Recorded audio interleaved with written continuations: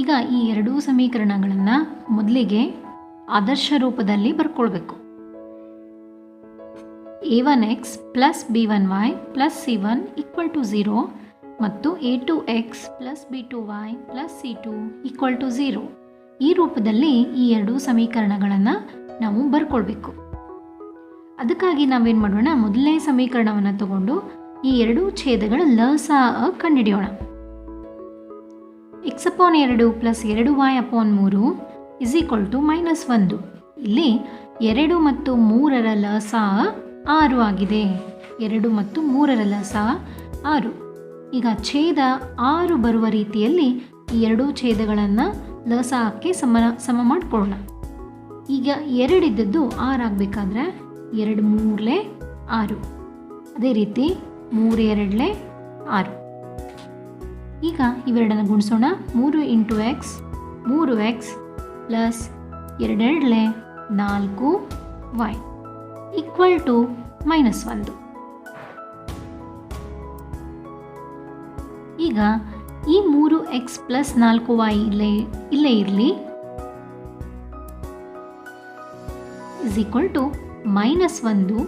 ಇದು ಓರೆಯಾಗಿ ಇಲ್ಲಿ ಮೇಲ್ ಬರ್ತದೆ, ಇಂಟು 6 ಗುಣಿಸಬೇಕು. ಹಾಗಿದ್ರೆ ಆದ್ದರಿಂದ 3x plus 4y is equal to -6. 6 1 6. ಇದು ಸಮೀಕರಣ ಸಂಖ್ಯೆ 1. ಅದೇ ರೀತಿ ಈ ಎರಡನೇ ಸಮೀಕರಣವನ್ನು ಕೂಡ ನಾವು a2x plus b2y plus c2 equal to 0 ರೂಪದಲ್ಲಿ ಬದಲಾಯಿಸಿ ಬರೆಯೋಣ. ಈಗ xಗೆ ಛೇದ ಯಾವುದೂ ಇಲ್ಲ ಅಂದರೆ ಅಲ್ಲಿ 1 ಇರುತ್ತೆ. x minus y/3 is equal to 3. xಗೆ ಛೇದ 1. ಅದರಿಂದ 1 ಮತ್ತು 3ರ ಲಸಾಅ 1 ಮತ್ತು 3ರ ಲಸಾಅ 3. ಈಗ ಛೇದ 3 ಬರುವ ರೀತಿಯಲ್ಲಿ ಈ ಎರಡನ್ನು ಬದಲಾಯಿಸ್ಕೊಳ್ಳೋಣ. 1 ಇದೆ, 1 3 3 3, ಹಾಗಿದ್ರೆ 3 1 3.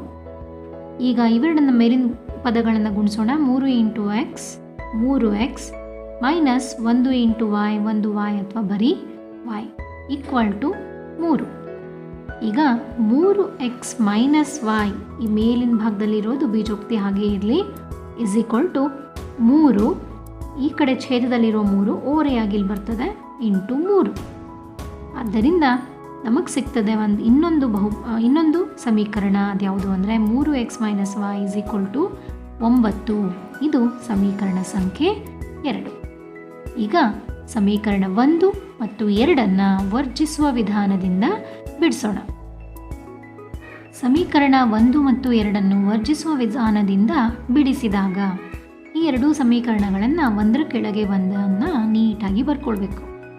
ಈಗ ಈ ಎರಡೂ ಸಮೀಕರಣಗಳಲ್ಲಿ x ಪದವನ್ನು ನಾವು ವರ್ಜಿಸೋಣ, ಅಂದರೆ ಕ್ಯಾನ್ಸಲ್ ಮಾಡೋಣ. ಹಾಗಿದ್ರೆ ಇಲ್ಲಿ 3x ಸಮನಾಗಿದೆ. ಈ 3x ಇಲ್ಲಿ 3x ನಾವು ತೆಗೆದು ಹಾಕಬೇಕು ಅಂದರೆ ವಿರುದ್ಧ ಚಿಹ್ನೆ ಇರಬೇಕು. ಹಾಗಿದ್ರೆ ನಾವು ಇವೆರಡೂ ಸಮೀಕರಣಗಳನ್ನು ಏನು ಮಾಡೋಣ, ಕಳೆಯೋಣ. ಸಮೀಕರಣಗಳನ್ನು ಕಳಿಬೇಕು ಅಂದರೆ ಎರಡನೇ ಸಮೀಕರಣದ ಚಿಹ್ನೆಗಳನ್ನು ಬದಲಾಯಿಸ್ಕೋಬೇಕು.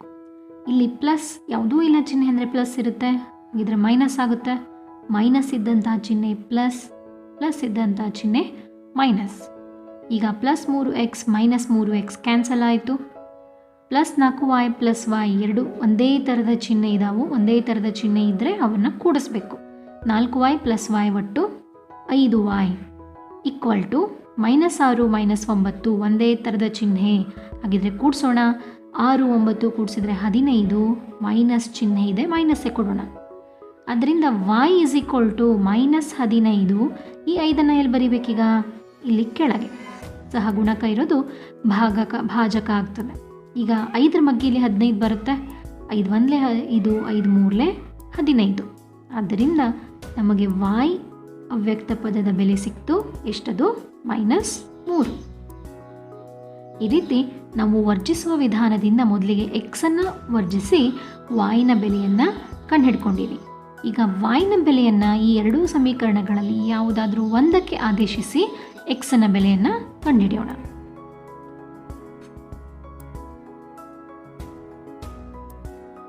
y = 3 ಸಮೀಕರಣ 2ರಲ್ಲಿ ಆದೇಶಿಸಿದಾಗ, ಈಗ ಎರಡನೇ ಸಮೀಕರಣ ಬರ್ಕೋಣ. 3x - y = 9. ಇದರಲ್ಲಿ 3x ಹಾಗೆ ಇರಲಿ, ಮೈನಸ್ y ನ ಬೆಲೆಯನ್ನು ಇಲ್ಲಿ ಬರಿಬೇಕು. y ಅಂದರೆ -3 = 9. ಈಗ 3x ಮೈನಸ್ ಇಂಟು ಮೈನಸ್, ಎರಡು ಮೈನಸ್ ಚಿಹ್ನೆಗಳನ್ನು ಗುಣಾಕಾರ ಮಾಡಿದರೆ ಪ್ಲಸ್ ಆಯಿತು. 3 = 9. ಈಗ 3x = 9. ಈ ಪ್ಲಸ್ 3 ಈ ಕಡೆ ತೊಗೊಂಡು ಬರೋಣ, -3. ಆದ್ದರಿಂದ 3x = 6. 9ರಲ್ಲಿ 3 ಕಳೆದ್ರೆ 6. ಈಗ x = 6/3. ಈ 3 ಓರೆಯಾಗಿ ಕೆಳಗೆ ಬರ್ತದೆ, ಸಹಗುಣಕ ಇರೋದು ಭಾಗಿಸ್ತದೆ. ಈಗ 6 ಮತ್ತು 3 ನಾವು ಭಾಗಿಸೋಣ. 1 3, 3 6. ಆದ್ದರಿಂದ x ನ ಬೆಲೆ ನಮಗೆ ಸಿಕ್ತು. ಎಷ್ಟು ಅಂದರೆ 2. ಈಗಾಗಲೇ ನಮಗೆ y ನ ಬೆಲೆ ಸಿಕ್ಕಿದೆ -3, x ನ ಬೆಲೆ 2.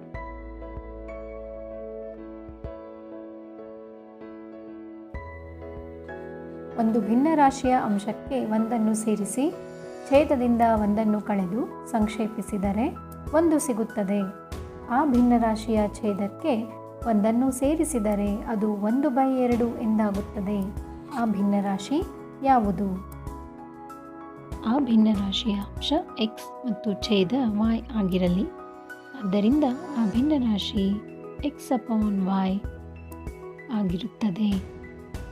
ಈಗ ಅಂಶಕ್ಕೆ ಒಂದನ್ನು ಸೇರಿಸಿ ಛೇದದಿಂದ ಒಂದನ್ನು ಕಳೆದರೆ ಅದರ ಬೆಲೆ 1 ಆಗುತ್ತದೆ ಅಂತ ಕೊಟ್ಟಿದ್ದಾರೆ.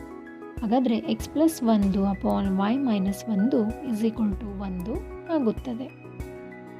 ಈಗ ಓರೆ ಗುಣಾಕಾರ ಮಾಡಿದಾಗ ನಮಗೆ x+1 = 1 y - 1 ಸಿಗುತ್ತೆ.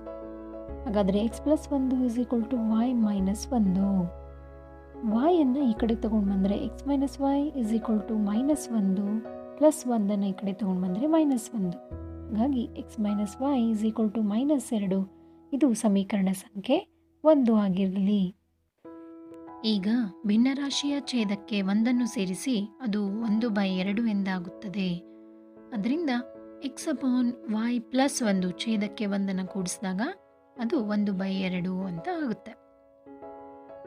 ಈಗ ನಾವು ಇದನ್ನು ಓರೆ ಗುಣಾಕಾರ ಮಾಡಿ ಸರಳ ಸಮೀಕರಣವನ್ನಾಗಿ ಮಾಡ್ಕೊಳ್ಳೋಣ. 2 ಚರಾಕ್ಷರ ಇರುವ ಸಮೀಕರಣ.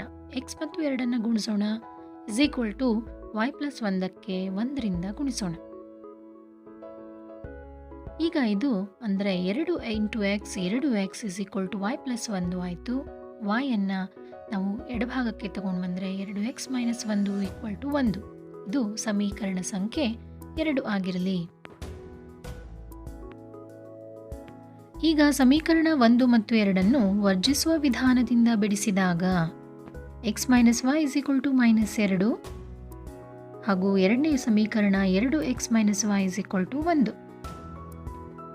ಈಗ ನಾವು ಸಮೀಕರಣ 1ರಿಂದ 2 ಕಳೆಯೋಣ. ಕಳಿಬೇಕು ಅಂದರೆ ಎರಡನೇ ಸಮೀಕರಣದ ಚಿಹ್ನೆಗಳನ್ನು ಬದಲಾಯಿಸಬೇಕು. ಪ್ಲಸ್ ಇರೋದು ಮೈನಸ್, ಮೈನಸ್ ಇರೋದು ಪ್ಲಸ್ ಮತ್ತು ಮತ್ತೆ ಪ್ಲಸ್ ಇರೋದು ಮೈನಸ್ ಆಯಿತು. +y - y ಕ್ಯಾನ್ಸಲ್ ಆಗುತ್ತೆ. -2x ಅಲ್ಲಿ x ಹೋದರೆ -x ಹಾಗೂ -1 -2 ಒಟ್ಟು -3. ಈಗ -2 ಕಡೆ ಕ್ಯಾನ್ಸಲ್ ಮಾಡಿದರೆ ನಮಗೆ x = 3 ಎನ್ನುವ ಬೆಲೆ ಸಿಗುತ್ತೆ. ಈಗ x = 3 ಸಮೀಕರಣ 1ರಲ್ಲಿ ಆದೇಶಿಸಿದಾಗ ಸಮೀಕರಣ 1 x - y = -2. ಇದರಲ್ಲಿ x ನ ಬೆಲೆಯನ್ನು 3 ಅಂತ ಬರ್ಕೊಳ್ಳೋಣ. 3 - y = -2. +3 ಬಲಭಾಗಕ್ಕೆ ತಗೊಂಡು ಬಂದರೆ -3 ಆಯಿತು. -y = -2 -3 -5. ಮೈನಸ್ಗಳನ್ನು ಕ್ಯಾನ್ಸಲ್ ಮಾಡಿದರೆ y = 5 ನಮಗೆ ಬೆಲೆ ಸಿಗುತ್ತೆ.